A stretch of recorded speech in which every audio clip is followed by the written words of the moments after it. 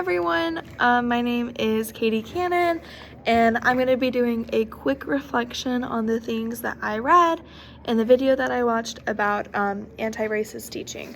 I have a script here, just because if not, I would get so off task, so if you see me glancing, that's what I'm doing. I just wanted to share some of my thoughts on anti-racist teaching, with using the materials that was given to me, as well as just some of my own experience, even though I'm in my first year, so I'm still learning and gaining experience. I think it's more, obviously I thought this before I even started reading and watching the video.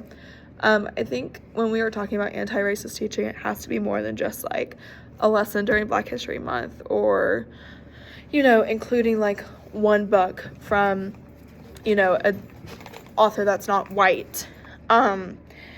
I think you have to truly commit to anti-racist teaching, and I think that to do that, us as educators have to rethink all of our everyday practices. And I mean, obviously our goal and our task is to make everyone feel safe and understood, but I think that goes so much further when we are talking about anti-racist teaching.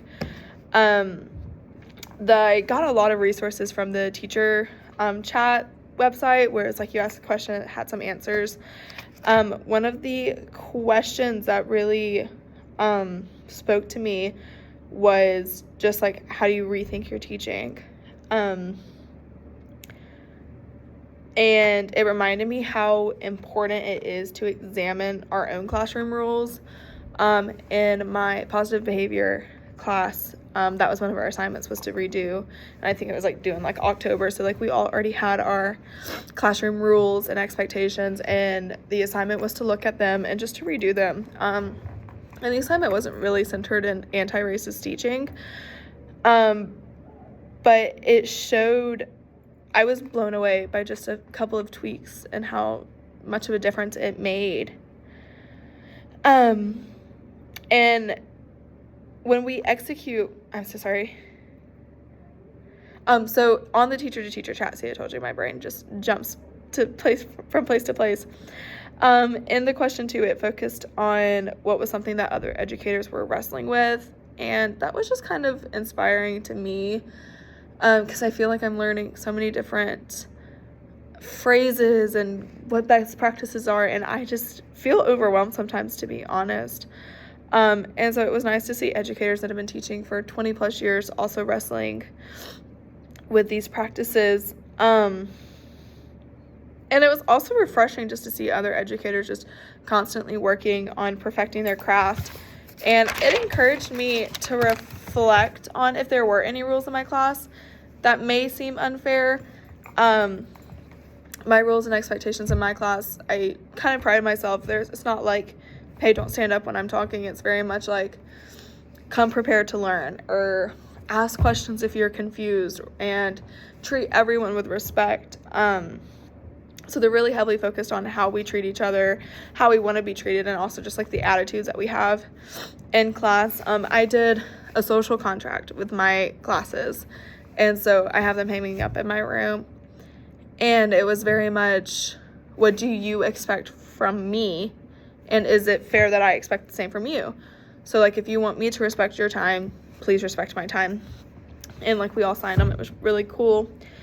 And then another aspect of anti-racist teaching that I found myself reflecting on in this module was the point that it was made in the tolerance.org article. And it argues that every student, no matter their cultural and racial background, deserves anti-racist teaching. And it was just kind of blew me away, and I was that is the bare minimum. Yes. Hi, you're good. Okay, someone walked in my room, so I have to find my spot again. But the tolerance.org article, it was arguing that every student deserved anti-racist education, and that's the bare minimum. And we need to look at all of the voices and all of the stories. People who are Hispanic, or Asian descent, like we need to incorporate their stories into our curriculum. And me, I teach ELA and social studies, so I have a really awesome opportunity to incorporate those stories, especially in ELA, because we're constantly reading short stories or novels, and I like to always kind of do like a background into the author. And so if I'm using these diverse authors, I have the opportunity to like effortlessly incorporate this anti-racist teaching into real life practices. And then we also need to take a look at our curriculum. Curriculum instruction is still kind of like over the realm of what I fully understand, but I think that if it's mandated to incorporate these things, that it would just be so much effortlessly. And I know that some curriculum also definitely has some harmful stereotypes in it, and so if it's challenging that and we're including diverse perspectives, I think that is a huge step in the right direction. And then the NCTE blog on racist books and curriculum. The books that we are putting forth for our children, our students to read, make a difference. I can still remember almost every book I read in middle school, and that was about, like 10, 15 years ago, and it has a direct effect on their development. If they're constantly shown these perspectives and these cultures, they're going to be more tolerable as they grow up, hopefully. Also, I have had no issue with seeing my culture and my voice shown in curriculum, but that's not true for every student. And so I want every student, to the best of my ability, to be able to be like, oh, we learned about someone, like me, that has the same culture as me or the same background as me, or oh, like the author of this book has a similar upbringing to me. I think that's so powerful, and that is one of the biggest goals I've had this year when I am picking the books. And even there's only so much time, so like we can't read, a million or 10, 15 books, but I do try to like constantly, like if we're reading articles, or I'm constantly paying attention to who the author is. And when they get to learn about their voices, they're more likely to challenge old ideas or old stereotypes that may still be a detriment to our society. That's one of my biggest goals as I am teaching. And then lastly, I watched the YouTube video on anti-racist teaching, and that really reinforced the idea that our work is never done. Every day we need to be reflecting on our practices. Every day we need to be thinking, how could I have done that better for next year? Or how could I do that better for the next period? And we need to be open and willing. And I think I'm in a unique position as a first year teacher of, I don't really have any serious ties to any of my lessons. But I know there are some teachers who are like, oh, I love teaching this unit. I want to keep teaching this unit. But if there's an opportunity to change or do a different unit that incorporates more diversity and more voices, like we need to be able to let our loved units go, or at least to adapt them. And